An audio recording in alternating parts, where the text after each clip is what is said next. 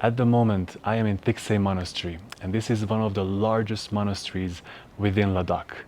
And I wanted to take this opportunity to reflect a bit on Tibetan Buddhism because it is a very unique lineage that has helped me a lot on my journey, and especially when it comes to everyday life. So let's talk about it for a bit. Vajrayana, or Tibetan Buddhism, is based on the principle of Buddha nature, meaning no matter how confused or deluded we may be at the moment, the underlying and essential nature of our being is clear and pure.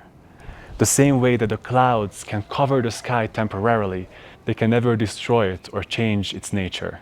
And the same way our confusion, anxiety, and suffering can temporarily obscure but cannot destroy or even touch the fundamentally clear nature of our consciousness. And in Vajrayana, this pure state of awareness or consciousness or being is what is referred to as Buddha nature, which I have and you have and everything has.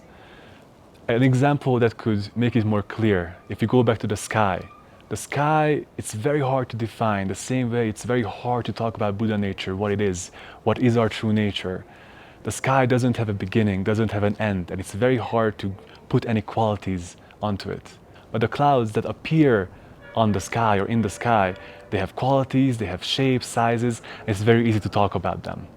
Now, if you take this example, this is the case with our own minds, that it's pure, unmoving, untouched by any concept.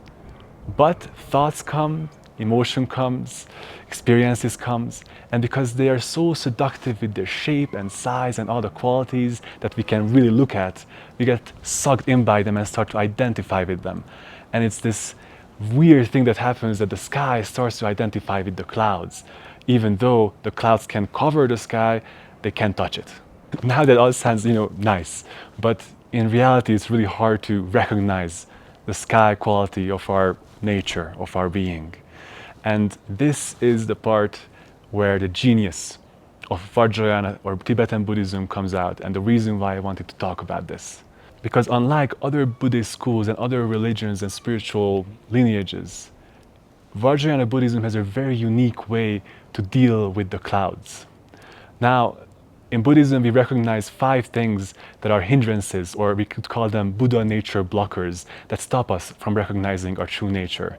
They are greed, aversion, restlessness, laziness, and doubt. And they have many, many subcategories. And different Buddhist schools approach these hindrances in a different way. The Theravada Buddhists try to eliminate them. The Mahayana Buddhists try to transform them. But Vajrayana Buddhists actually have the balls and the confidence to take these hindrances as the path itself to enlightenment. Meaning they don't want to fight these hindrances, but they learn how to recognize them. And as one great Siddha said, by knowing what binds us, we will be liberated. And this is the main practice in Vajrayana Buddhism, looking at the hindrances and all the phenomena that we experience. And just the same way, the clouds in the sky they don't have much substance to them. They appear, but they disappear very quickly. They turn into rain, and they are really empty. We can't really define them. At the moment, you can point them out and say, that looks like a bunny, but the cloud itself, it changes so quickly that there's no substance behind it. And the same goes for our thoughts and emotions. At the moment, they might seem very real and solid, and we might get scared of them, and so we don't want to look at them. But if we keep looking, and we have the courage and the confidence to face it, just like the cloud, it turns out very quickly that it's not as solid as it appeared to be. And just like the cloud, eventually, quite quickly, it just fades back into the sky. Now, it takes practice, obviously, to recognize these mental states. And the practice itself is quite subtle and not something I can talk about in a YouTube video. But if you're interested, soon I will have some online teaching opportunities that if you're interested in, feel free to reach out. But the 2 big takeaways from Vajrayana Buddhism is confidence and non-violence. And these we can adapt in our everyday life. Confidence in our pure nature. Confidence in the fact that we are the sky, and no matter what kind of cloud appears, it doesn't taint and doesn't change the sky.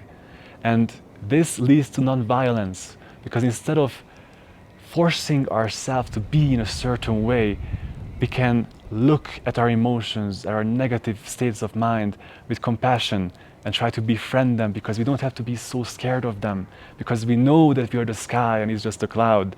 And so we can look at it and befriend all our conflicting states. We can be so violent towards ourselves because we just want to be in a certain way and we can't accept our experiences. But if we just finally realized that our mental states, our emotions, our thoughts have as much to do with our true nature as our hair color, then we would be much more free to live a fulfilling life, not being dragged by the ups and downs, but just resting in the sky quality of our being. And this is why I love Tibetan Buddhism so much, because it taught me these lessons, and it keeps teaching me these lessons every single day. I really thank you for listening. I hope you took something away from this video. And if you're interested in seeing more and learning more about Buddhism and spirituality, then consider subscribing. It really helps me a great deal to continue this work. And I hope to see you next week. Namaste.